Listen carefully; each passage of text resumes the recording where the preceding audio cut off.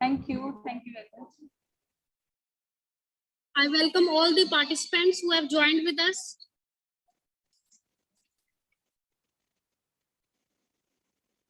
Waiting for all the participants to join.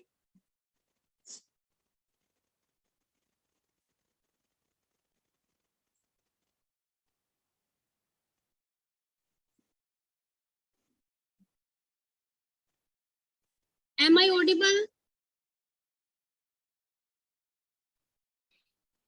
Yes, Priya, you are audible.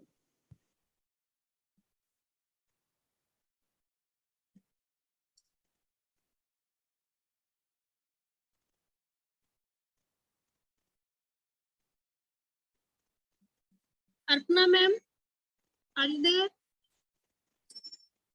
Yes, ma'am. Okay, let's start. It's a proud privilege for us that today we have prominent resource person, Dr. Arpana Garg, amongst us.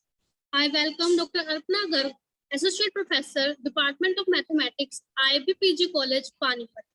Her area of specialization is algebraic coding theory. She has authored 3 books and 8 research papers in national and international journals.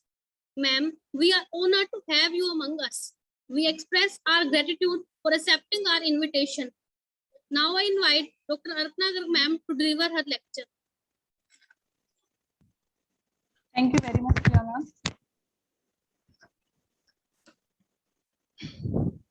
Firstly, I would like to thank Dr. Krishan Kant sir, Principal of Agarwal College, Ballabgarh, and Dr. K.L. Kaushik sir, HOD Department of Mathematics of Agarwal College, Ballabgarh, and Priya ma'am for giving me an opportunity to deliver a lecture among your students. And it's really a proud moment for me also that I am interacting with students of other college. Now, let me start with my presentation. Let me share the screen first.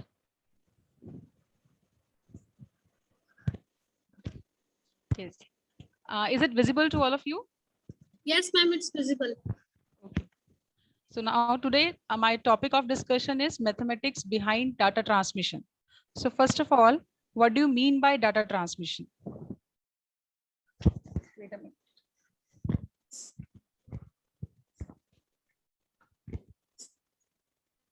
Yes, like you are doing phone calls in day-to-day life, that is nothing but a data transmission. How?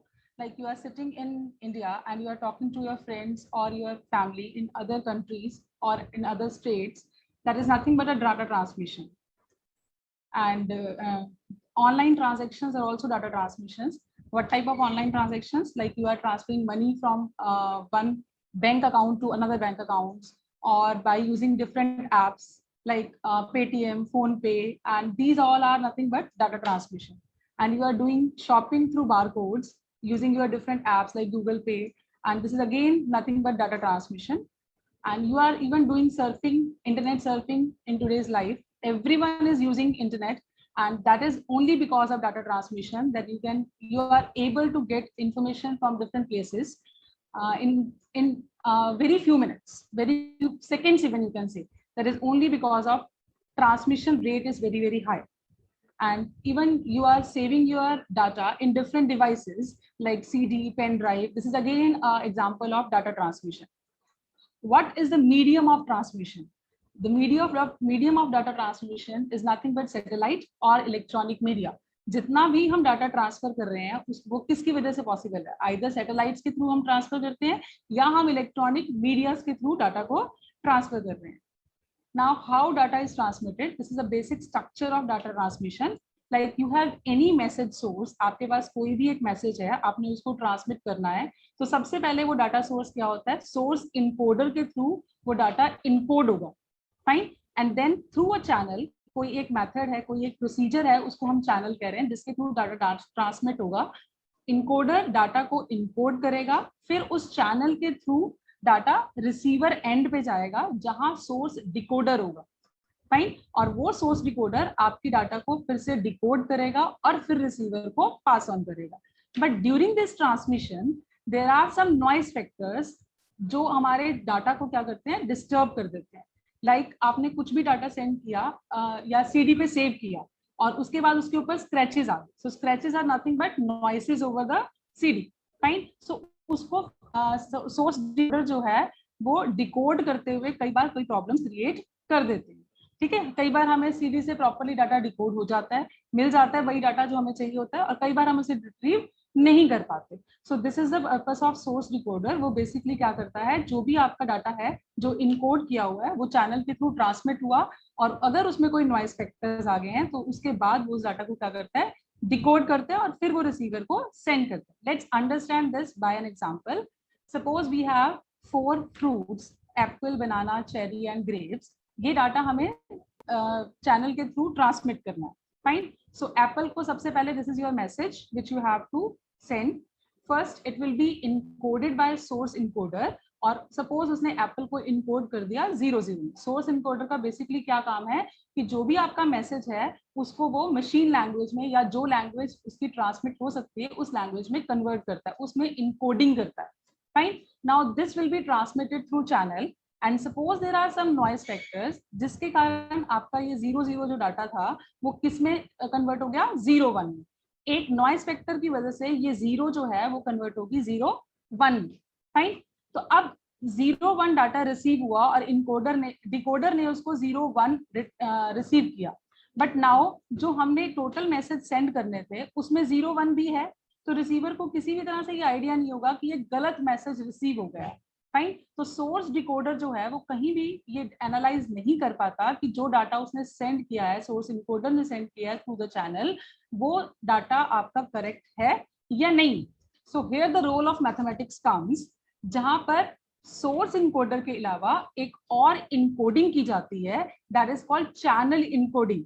और channel encoding में totally हमारा mathematics use होता है, और फिर channel decoding करते हैं हम, उसमें भी टोटली मैथमेटिक्स ही यूज होता है। और उसको चैनल इनकोडिंग और डिकोडिंग का बेनिफिट क्या है कि जो आपकी इस तरह की आपने डाटा इनकोड किया, फिर वो चैनल के थ्रू ट्रांसमिट हुआ और एरर आ गया, बट यहाँ पर रिसीवर एंड पे कुछ भी एनालाइज नहीं कर पाए कि जो आपको रिसीव किया था वो गलत है या सही है, फाइन। बट अगर हमारे पास चैनल डिकोडर होगा, चैनल डिकोडर में through mathematical procedures we can check कि जो हमारे पास डाटा आया है वो करेक्ट है या नहीं।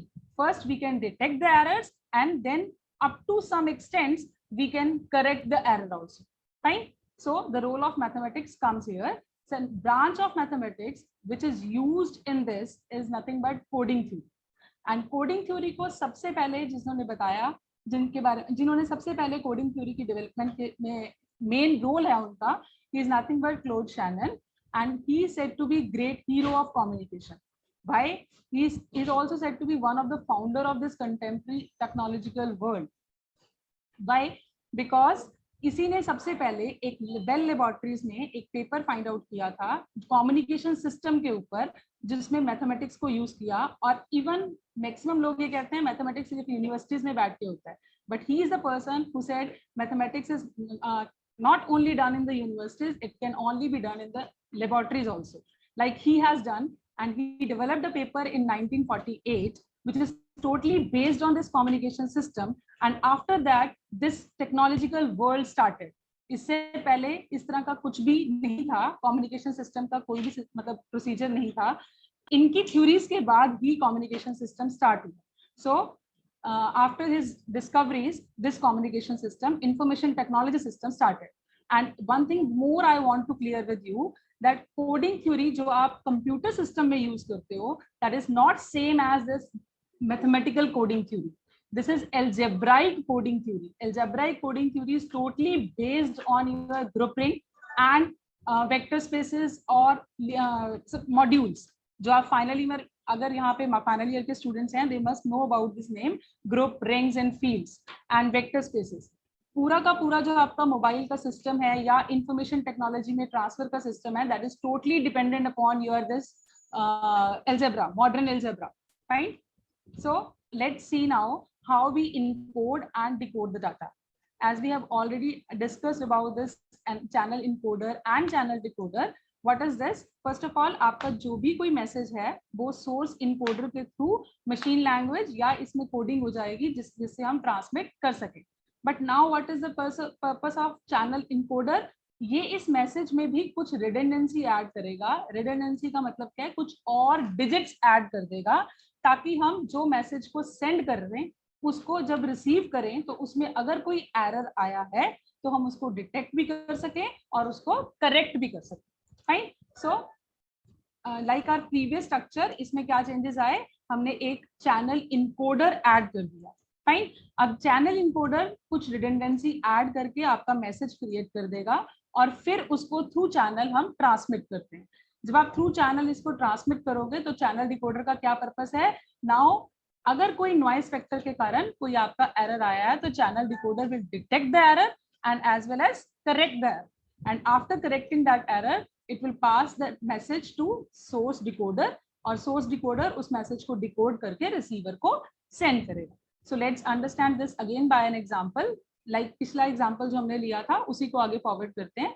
Like एप्पल, अगर हमने मैसेज फॉरवर्ड करना है, पहले तो इनकी कोडिंग किस तरह से हुई, पहले सोर्स इनकोडिंग की तो apple will be source encoded as 00 and further channel encoding से हमने इसको बना दिया 00000। सिमिलरली बनाना जो था उसकी सोर्स कोडिंग से वैल्यू क्या आई 01 एंड जब चैनल इनकोडिंग की तो हमने इसमें 3 डिजिट्स और ऐड कर दी एंड दैट इज 010। अब इन डिजिट्स को ऐड करने का, इस रिडंडेंसी को ऐड करने का भी एक प्रोसीजर है। Fine. And that is totally based upon matrices. Fine. And other methods are also there and one of the method is matrices को यूज करके हम ऐड ऑन करते हैं डिजिट्स को, वो मैं आपको एक्सप्लेन करूंगी। नाउ हमारा इस तरह से आप चेरी और ग्रेप्स को भी source encoding and after channel encoding different code words में कन्वर्ट करते हैं। Now understand this by an example कि अगर हमने एप्पल मैसेज को फॉरवर्ड किया तो इसकी सोर्स इनकोडिंग क्या हुई 00। रिडंडेंसी ऐड करने के बाद ये मैसेज क्या बना 00000। अब अगर मैंने इसको ट्रांसमिट किया through the channel and suppose there are some noise factors और उसके कारण ये रिसीव हुआ 1000। फाइन। अगर ये मैसेज रिसीव हुआ तो चैनल डिकोडर का क्या पर्पस है, इसको चेक करना है कि ये मैसेज करेक्ट है या नहीं। कैसे चेक करेगा, आपके पास जो 4 कोड वर्ड्स थे वो ये थे। फाइन। ये 4 कोड वर्ड्स हैं आपके पास, क्या ये वैल्यू इनमें से किसी के साथ भी मैच करती है, नहीं करती। इसका मतलब चैनल डिकोडर का ये डिटेक्ट कर लिया कि ये जो मैसेज मुझे रिसीव हुआ है that is not a correct message. But अब वो इस मैसेज को करेक्ट कैसे करेगा, उसको करेक्ट करने के लिए इन सारे कोड वर्ड्स को ये चैनल डिकोडर जो है इससे कंपेयर करेगा। कंपेयर किस सेंस में, जो ये डिजिट्स हैं आपके पास, ये 5 डिजिट्स हैं, हर प्लेस पे जो डिजिट है वो इनके हर प्लेस की डिजिट से कंपेयर हो और ये चेक किया जाएगा कि ये नंबर्स इस नंबर से कितनी प्लेसेस पे डिफर कर रहे हैं। फॉर एग्जाम्पल फर्स्ट जो एप्पल की वैल्यू है दैट इज 00000 और जो आपको रिसीव हुआ दैट इज 10000। अब ये दोनों सिर्फ फर्स्ट प्लेस पे डिफर कर रहे हैं, so number of places where these two differ is 1. But if I compare this with banana, then the number of places where these two differ is first place पे भी differ कर रहे हैं, second place पे भी differ कर रहे हैं and fourth place पे भी differ कर रहे हैं. So the number of places where these two differ from each other is 3. Now similarly, if I compare this with cherry, cherry की जो कोड वर्ड है उससे अगर मैं कंपेयर करती हूँ तब ये कितनी प्लेसेस पे डिफर कर रहा है, 2 प्लेसेस पे, थर्ड एंड फोर्थ प्लेस पे, बाकी पे वैल्यू क्या है same. So similarly this element will be compared with this also. तो जिससे मिनिमम डिस्टेंस प्लेसेस पे ये वैल्यू डिफर कर रही होगी ये वैल्यू उस वैल्यू पे डिकोड हो जाएगी। लाइक इन दिस केस बनाना से कितनी वैल्यूज पे डिफरेंट है, 3 वैल्यूज पे, चेरी पे कितनी वैल्यूज पे डिफरेंट है, 2 वैल्यूज पे, एंड एप्पल से कितनी वैल्यूज पे डिफरेंस है, 1 वैल्यू, 1 प्लेस पे होंगी। तो इट मींस ये वैल्यू जो है वो कहाँ डिकोड होगी, एप्पल का जो ये कोड वर्ड था। ठीक है, तो इसका मतलब अब इस डिकोडर ने इसको डिकोड करके, चैनल डिकोडर ने इसको डिकोड करके वैल्यू क्या दी 00000। अब सोर्स डिकोडर ने क्या करना है, इसको फाइनली कन्वर्ट करना है मैसेज में। तो ये मैसेज कोड वर्ड किसके लिए, मैसेज क्या मैसेज था इस कोड वर्ड का, Apple. So finally this will be converted to Apple. Fine. Now what is the goal of this channel input coding? जो हम ये चैनल कोडिंग कर रहे हैं इसका मेन पर्पस क्या है, आपने इनकोडिंग करनी है एंड डिकोडिंग भी करनी है। चैनल कोडिंग में हम मैसेज को इनकोड भी करेंगे और डिकोड भी करेंगे, बट जो इनकोडिंग होनी चाहिए वो भी फास्ट होनी चाहिए और इनकोडिंग इस तरह की होनी चाहिए कि आपकी जो ट्रांसमिशन है वो फास्ट हो, फाइन, और इजी हो, and decoding should be fast. And the main motive is कि जो हम डाटा ट्रांसफर कर रहे हैं वो यूनिट टाइम में मैक्सिमम डाटा ट्रांसफर होना चाहिए। क्यों? Like everyday life you are using internet surfing में अगर आपको 2 सेकेंड या 4 सेकेंड फालतू लगते हैं डाटा को रिसीव करने में, तो हमें इरिटेशन हो जाती है कि स्पीड बहुत स्लो है ना। तो डाटा ट्रांसफर जो होना चाहिए वो मैक्सिमम रेट से ट्रांसफर होना चाहिए। This is the main goal of channel coding, fine. And next is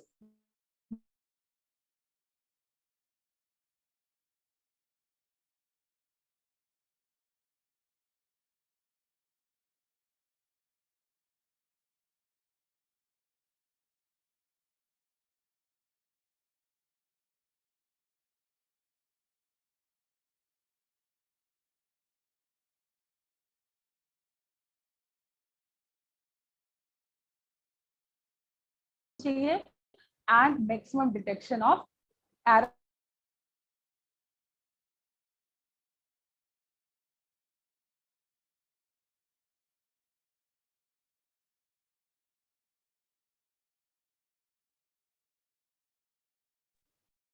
Priya ma'am शायद मैं डिस्कनेक्ट हो गई थी, isn't it?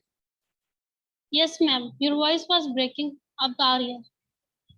Okay, can you tell me कि कहाँ तक complete हुआ था so that I can start from there only? Correction point पे information transfer per unit time should be fast. Okay.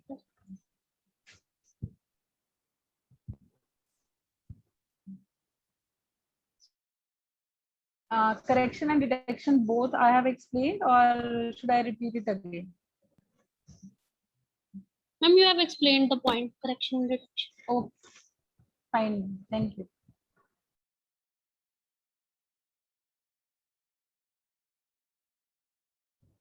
Now let's understand what do you mean by codes and code words. जिसमें elements क्या है? A1, A2 up to AQ. It's a finite set with Q elements. Fine. So this set is said to be. Okay. Ma'am, your screen Ma'am, is is it not audible? visible. It's not visible. Actually, I think there is some error, issue with the internet.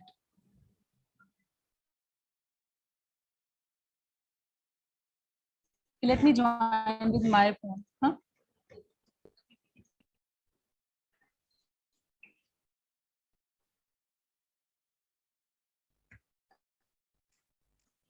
तो wifi है, इसमें दिक्कत आनी नहीं चाहिए।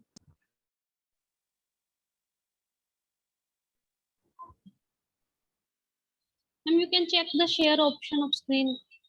If that is Okay, on. fine. Got it.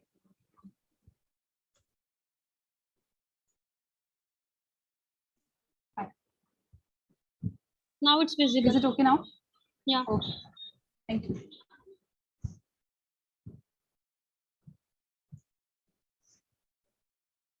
Yes.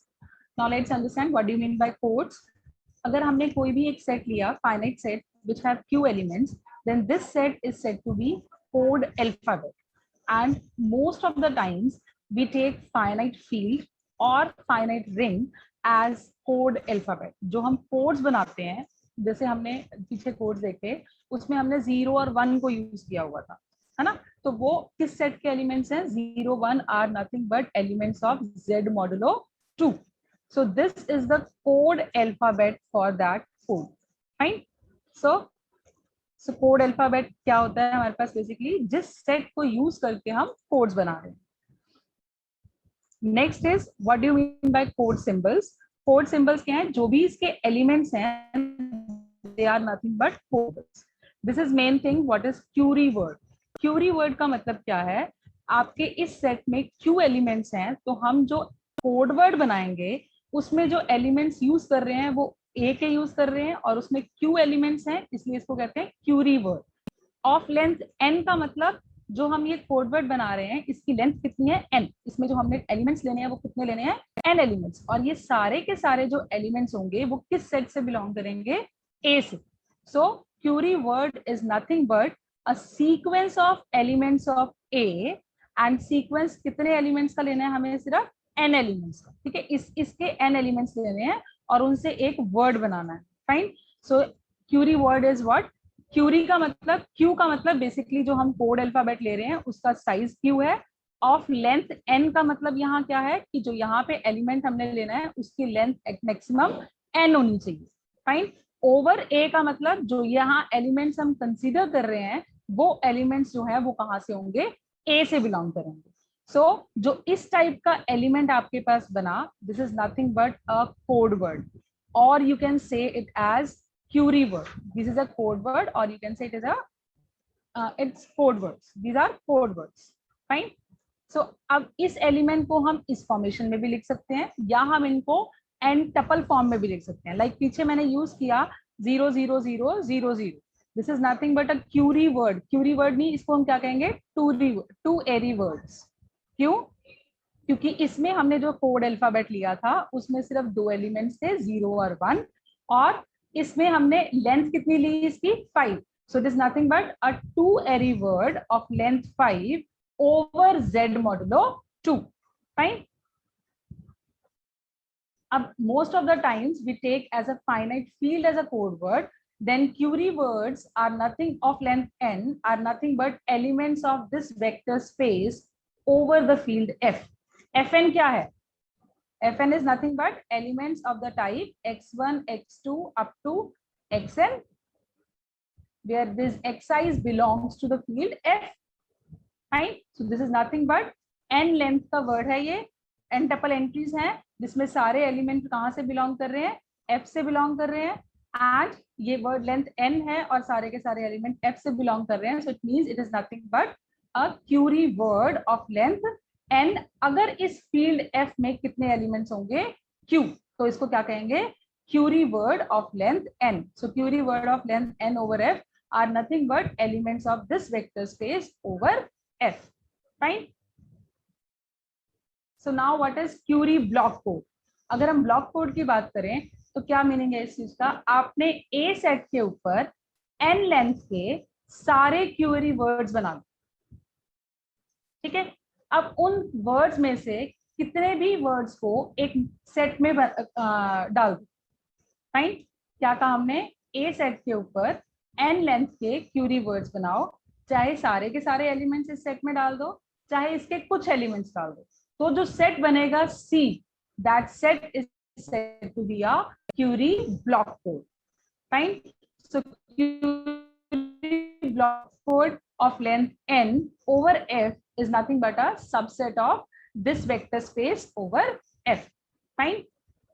Now elements of these code are called nothing but code words. जो इसके ये elements बनेंगे, जो query words बनेंगे, उनको हम क्या कहते हैं, code words. Next thing is, अगर आपका जो कोड है उसमें हर एलिमेंट की, हर क्यूरी वर्ड की लेंथ n है और इसमें नंबर ऑफ एलिमेंट्स जो है वो m है, that is said to be size of the code. अगर हर कोड वर्ड की लेंथ n है एंड साइज क्या है, m, साइज m का मतलब इस कोड में जितने एलिमेंट्स हैं, अगर नंबर ऑफ एलिमेंट्स m है तो इस कोड को हम क्या कहेंगे, nm code. And this bracket is also important, this is an open bracket. nm code में हमने क्या लिखा, first is length of the code words and m is size of the code, number of elements in the code, fine. So let's understand this by an example. अगर हमारे पास एक field है fq, then fqn में कौन से elements हैं, x1 x2 up to xn, where xi belongs to f। So हमने इसी को पूरे को c1 कह दिया, this is a code, fine, this is a code, और इसके जो एलिमेंट्स होंगे वो क्या कहेंगे, उनको कोड वर्ड्स। एंड सिमिलरली अगर मैं सेकंड कोड लेती हूँ ओनली जिसमें एक ही एलिमेंट डाला हमने 0, fine, so it is nothing but a code जिसकी लेंथ कितनी है 1 एंड साइज भी कितना है 1, फाइन, क्योंकि इसमें एक ही कोड वर्ड है और उस कोड वर्ड की लेंथ कितनी है 1। So we can say this is a code with size, इसका नोटेशन क्या होगी 1 1 code, fine. So if we take another example, this is a code which contains elements of the type lambda lambda lambda, जितनी भी length लें उसकी सबकी value क्या हो, lambda. This is said to be a repetition code. इसको हम repetition code भी कहते हैं। क्यों? क्योंकि इसमें जो सारी एंट्रीज हैं वो रिपीट हो रही, फाइन। सो इसमें हमने FQN के सारे एलिमेंट्स नहीं लिए, इसमें हमने कौन से एलिमेंट्स लिए, सिर्फ वो एलिमेंट्स इस सेट में जिसमें इसकी सारी टपल की एंट्रीज क्या है, same. This is also a code, fine. So elements of this set are nothing but code words. Similarly अगर मैं नेक्स्ट एग्जांपल लूं, इसमें कितने एलिमेंट्स हैं? 4 एलिमेंट्स. एंड इसमें हर एलिमेंट की लेंथ कितनी है? 4. तो इस सेट को हम क्या कहेंगे? It is nothing but 4 code. And q equal to 2 का मतलब यहाँ क्या है कि जो हमने यहाँ पे एलिमेंट्स लेने हैं वो कौन से होंगे? Z2 से बिलोंग करेंगे. और Z मॉड्यूलो 2 का मतलब 0 और 1. मतलब जो ये एंट्रीज होंगी वो या तो 0 होंगी या 1 होंगी. And if I take one more example where q is equals to 3, it means अब जो हमारा कोड अल्फाबेट है वो z मॉडुलो 3 है. That is 0 1 2. ठीक है. अगर z मॉडुलो 3 है इसका मतलब 0 1 2 को यूज करना है और उनसे हम 3 लेंथ के कोड वर्ड्स बना रहे हैं और उनके कुछ एलिमेंट्स को हमने इस सेट में डाल दिया. तो इसमें कितने एलिमेंट्स हैं? 3 एलिमेंट्स हैं. एंड हर एक कोड वर्ड की लेंथ कितनी है? 3. So it is nothing but 3 code.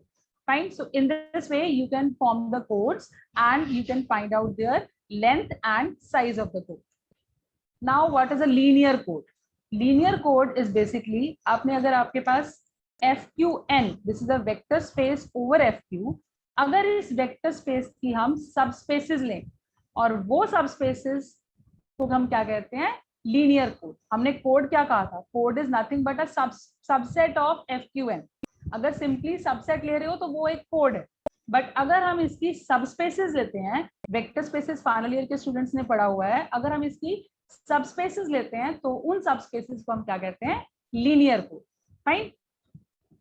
So linear codes are very important. क्यों? क्योंकि हम अगर जर्नल कोड्स लेते हैं तो उस केस में हमारे पास कोडिंग और डिकोडिंग के मेथड थोड़े टिपिकल होते हैं. बट अगर हम लीनियर कोड्स को डिस्कस करते हैं तो केसेस में इनकोडिंग और डिकोडिंग इजी होती है. उसका रीजन क्या है? क्योंकि जब हम सब स्पेसेस की बात कर रहे हैं as a finite dimensional vector space, आप लोगों ने वेक्टर स्पेसेस पढ़ी हैं, तो ये जो वेक्टर स्पेस है it's a finite dimensional vector space with dimension n. इसकी डायमेंशन कितनी है? n. तो ऑब्वियसली जो मैं इसकी सब स्पेसेस लूंगी उनकी डायमेंशन क्या होगी? n या n से कम. सो अगर हम इजीली हमारे पास डायमेंशन हो किसी वेक्टर स्पेस की तो हम उसमें कितने एलिमेंट्स है वो भी फाइंड आउट कर सकते हैं. फाइन. और उसकी बेसिस भी एग्जिस्ट करेंगी. It's a finite dimensional vector space. तो हर एक फाइनाइट डायमेंशनल वेक्टर स्पेस की बेसिस एग्जिस्ट करती हैं और बेसिस जो है उन पे अगर हम कुछ भी काम करें तो हम पूरी वेक्टर स्पेस पे इजीली वर्कआउट कर सकते हैं. Fine. So that's why linear codes are more important than simple codes. Now linear codes को हम कैसे मेंशन करते हैं? अगर आपके पास कोई भी एक लीनियर कोड है of length n and dimension of that code is k over FQ. Now see the difference. जो सिंपल कोड था उसमें brackets open bracket c, but now to define the linear code we are using close bracket. And now simple codes में हम क्या mention कर रहे थे? Length of the code and size of the code. But here we are defining length of the code and dimension of the code. Right. तो इसलिए हम इनको जब डायमेंशन लिखेंगे कोड को मेंशन करने के लिए लीनियर कोड को, तो आपको क्लोज ब्रैकेट यूज करते हैं हम उसमें. और जब हम साइज लिखते हैं तो we can use open brackets. We always use open brackets. और अगर किसी कोड की डायमेंशन n है, लीनियर कोड की डायमेंशन n है, it means it is a subspace of dimension. Sorry, अगर किसी कोड की डायमेंशन k है तो इट मींस उस सबस्पेस की डायमेंशन k है. तो उस सबस्पेस का साइज क्या होगा? This you all have done in your final year classes that अगर किसी वेक्टर स्पेस की डायमेंशन k है एंड ओवर FQ की बात कर रहे हैं तो उसमें कितने एलिमेंट्स होंगे? q raise to power k elements. So हम इस n के कोड को अगर इस टाइप में डिफाइन करना चाहें तो ये कोड कैसे लिखा जाएगा? n, q raise to power k linear code. इस केस में हमने यहाँ पे साइज लिखा है और अगर हम डायमेंशन लिखते हैं तो we will use the close brackets, और अगर हम साइज मेंशन करते हैं then we will use the open brackets. Fine. So let's take an example of linear code. If I take q is equals to 3, q is equals to 3 का मतलब f3. f3 is nothing but z modulo 3. Finite fields के बारे में तो पढ़ी है. z modulo 3 is a field, है ना. तो इसमें कौन से एलिमेंट्स होते हैं? 0, 1 and 2. इसका मतलब जो हम कोड वर्ड्स बनाएंगे वो इन 3 एलिमेंट्स को यूज करके बनाएंगे. This is your code alphabet. अब इन 3 एलिमेंट से हमने 4 लेंथ के ये सारे कोड वर्ड्स बनाए.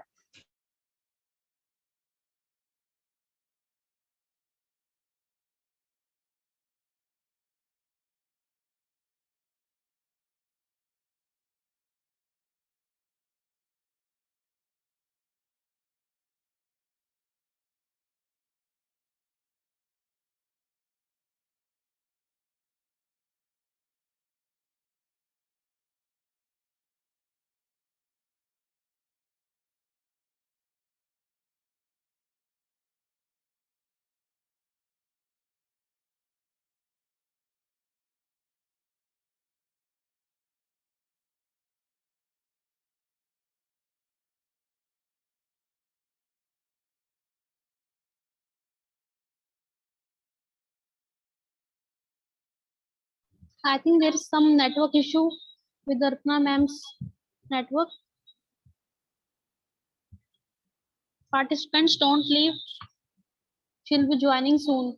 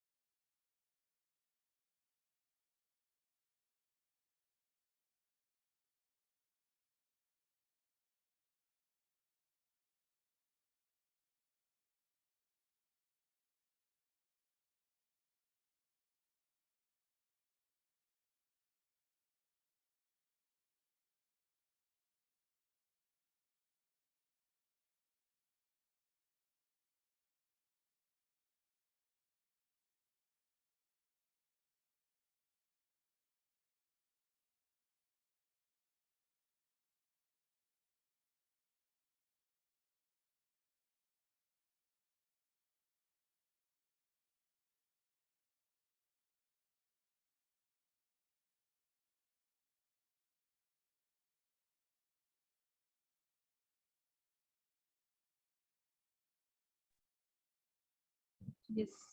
Okay, ma'am. बड़ा ही नहीं हुआ। ठीक है मैम, हो गया आपको? हाँ वैसे देख यस।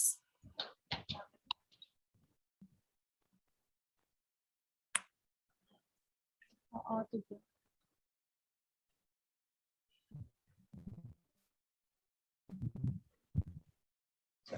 ठीक है ma'am. Is it audible now? या ma'am. Okay. So C1 is a code जिसकी लेंथ कितनी है 4 and dimension of this code is 2. Why? Because you can easily see here that 1100 and 0001. These two elements are bases of this vector space.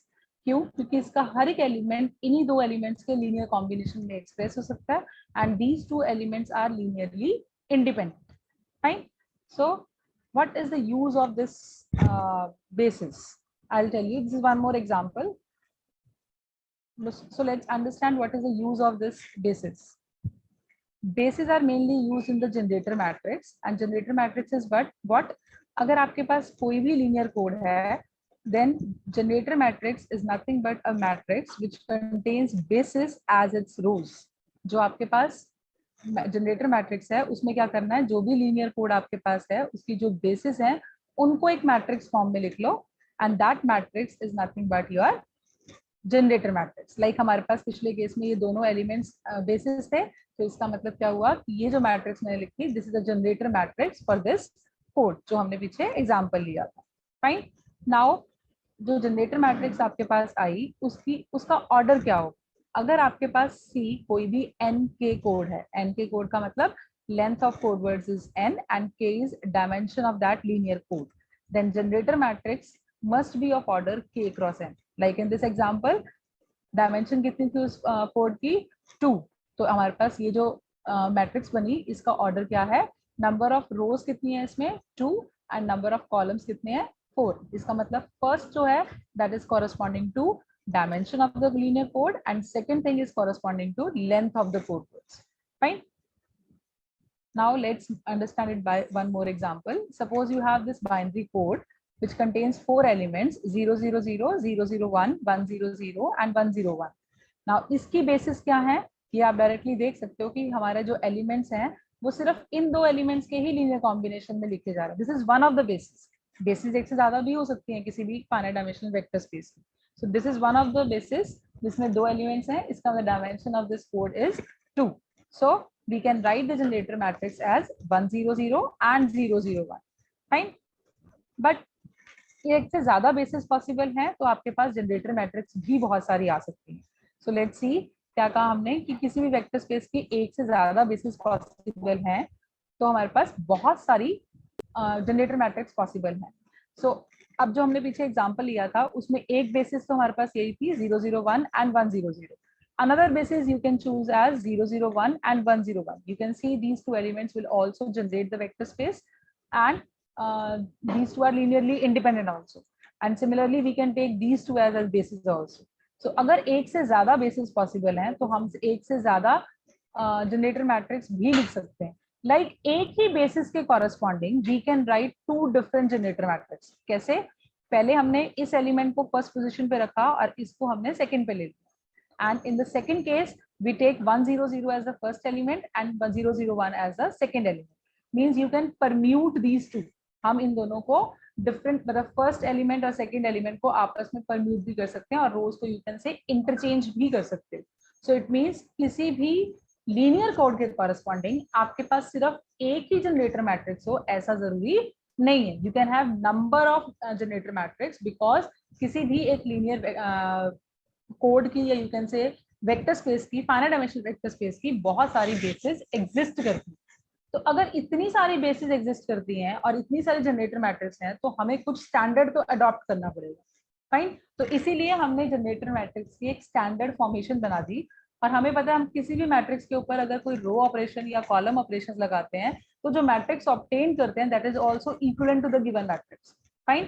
So you can convert any generator matrix into this form and this type of generator matrix is said to be a standard form of generator matrix. What is this basically? जो भी आपके पास generator matrix आई उस पे आप रो और column operations लगा के इस formation में convert कर सकते हो. What is this?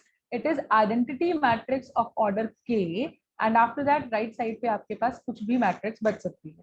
ठीक है. K order का ही क्यों कहा? Because जो जनरेटर मैट्रिक्स है उसका ऑर्डर क्या है k क्रॉस n. तो उसमें maximum identity matrix is always a square matrix. तो उसमें मैक्सिमम कितने ऑर्डर की आपकी स्क्वायर मैट्रिक्स ऑब्टेन कर सकते हो आप? k order. फाइन. तो इसका मतलब हमारे पास एक आइडेंटिटी मैट्रिक्स बनेगी इसमें of order k and other right hand side में भी जीरो में भी नॉन जीरो डिपेंडिंग अपॉन जिस तरह से भी आपने उसको कन्वर्ट किया. So this is the standard form of generator matrix. Fine. And here you can see none of these matrix is in standard form. ठीक है. इनमें से कोई भी जनरेटर मैट्रिक्स स्टैंडर्ड फॉर्म में नहीं. Now what is the purpose of making this generator matrix? हमारी encoding जो है वो टोटली डिपेंड करती है इस जनरेटर मैट्रिक्स के ऊपर. किस तरह से? Let's see that. Let's see be a nk linear code over a finite field fq. हमने एक लीनियर कोड ले लिया जिसकी लेंथ है n एंड इसकी डायमेंशन क्या है? k. देन इसमें जो C का हर एक कोड वर्ड है that is equivalent to one information. तो C में टोटल कितने एलिमेंट्स हैं? q raised to power k elements. It means C के हर एलिमेंट एक इंफॉर्मेशन को रिप्रेजेंट कर रहा है. फाइन. सो अब हमने कहा डायमेंशन इसकी k है तो we suppose r1 r2 up to rk is a basis of this code. Fine. Then any code word, कोई भी कोड वर्ड है वो हमेशा, कोड वर्ड का मतलब क्या है? Elements of C. और एलिमेंट्स ऑफ C कैसे लिखे जाएंगे? बेसिस के लीनियर कॉम्बिनेशन में. It means V can be written as a linear combination of R1 R2 up to RK. Fine. So we can write V as U1 times R1 plus U2 times R2 and so on up to UK times RK. Now अगर R1 R2 up to RK basis है उस code C की तो generator matrix क्या बनेगी? इन elements को हमने row wise लिख लेना है. So this is nothing but the generator matrix of C. Now अगर आपके पास कोई भी एक मैसेज है इनकोडिंग करनी है हमें, बेसिकली हमारा पर्पस क्या है सारी चीज को करने का, we have to do the channel encoding. जैसे सोर्स कोडिंग से आपके पास वैल्यू आई थी 00, हमने उसको कन्वर्ट करके चैनल इनकोडिंग से ये बनाया था। तो वो कैसे करना है, suppose this 00 is equal to this u, और जिसकी फर्स्ट एंट्री है this u is u1 is 0, and suppose अगर दो ही एंट्रीज होती तो we suppose u1 and u2 and both are 0, but now we are considering the dimension as k, so it means हमारा element क्या हुआ, u1 u2 up to uk। ये हमने एलिमेंट ले लिया जो हमारा सोर्स इनकोडिंग के बाद आया। अब इस एलिमेंट को हमने इनकोड करना है और कोड वर्ड में कन्वर्ट करना है, तो आप क्या करोगे, इस एलिमेंट को जनरेटर मैट्रिक्स से मल्टीप्लाई करो। नाउ अब जो एलिमेंट आपके पास आएगा that is nothing but the code word. So if you multiply u with this g, then what will you get, u1 multiply u1 u2 up to uk into r1 r2 up to rk. This is equals to u1 r1 plus u2 r2 and so on up to uk rk. Fine. So this is nothing but your code word which is v. So इस तरह से channel encoding की जाती है.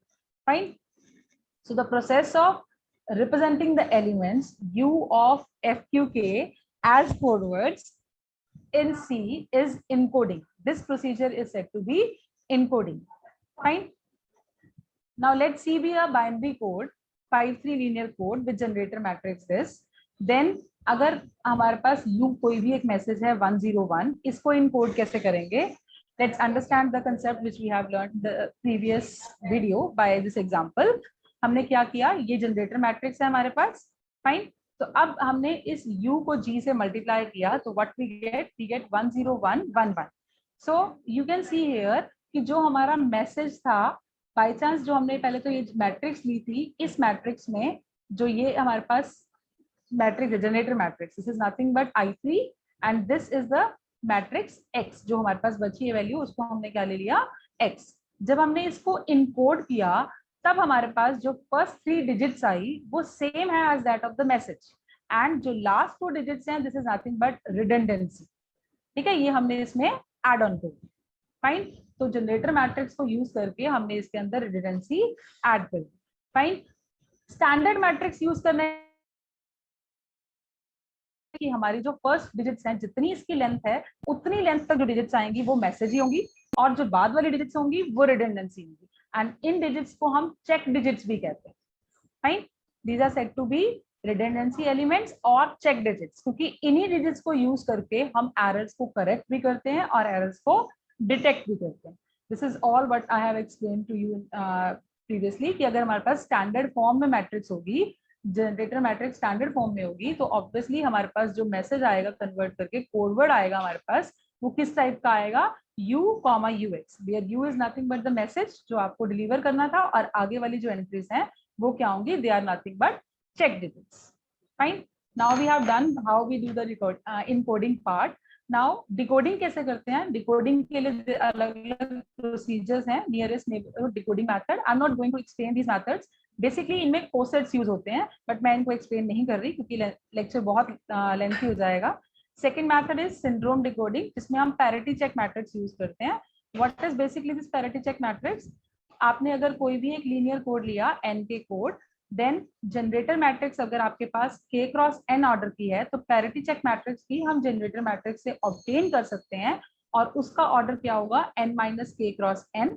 अगर हमारे पास generator matrix standard form में है, इस फॉर्म में, तो हमारी h which is said to be parity check matrix that will be obtained from this matrix, क्या आएगी वैल्यू, जो ये x आया उसका transpose with minus of x transpose, that will be this matrix, then identity matrix, it will be a parity check matrix. So generator matrix हमारी use होती है encoding में, एंड डिकोडिंग में हम यूज करते हैं parity check matrix. So the basic purpose of this lecture is to tell you about the things. You are using modern algebra, you are learning modern algebra, groups, rings, fields, and students are always not aware about this, why we are learning this. So I just want to tell you that this mathematics is very important for all of you, because every time you are using mobile phones or internet, this is totally based on this mathematics. Without this mathematics, you cannot do even the internet, use the internet or do the surfing part, or even you cannot use your mobile phones. So thank you very much. there is any query, you can ask. Any queries from the participants? Any question? Priya ma'am, it was visible to all of you, no? Screen share, please. Ma'am, your pic is not visible. Okay, video I'll on, but otherwise screen was visible to all of you at that time. Yeah. Okay, fine. Any query, any question?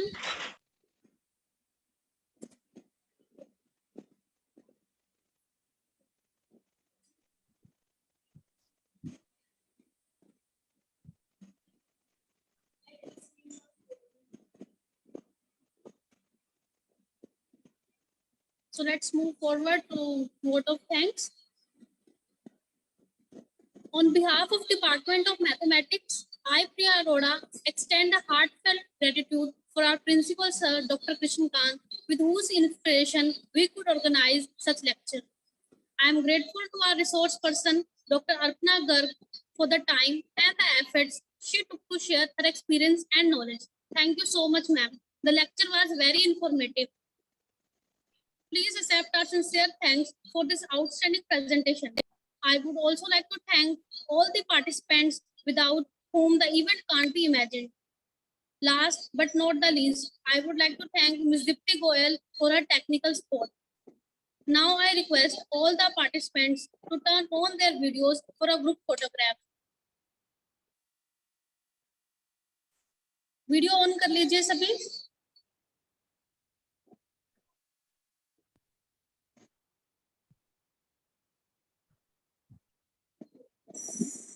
All the participants, please turn on your videos so that we can have a group photograph.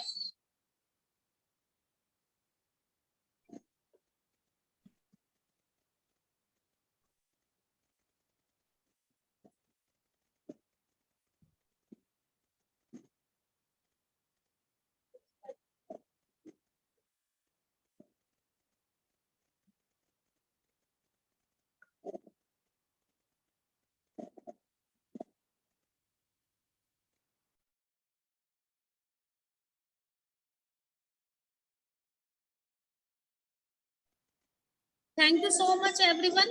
It's done. Thank you so much, ma'am. Thank you, Priya. Okay, I'm ending the meeting now.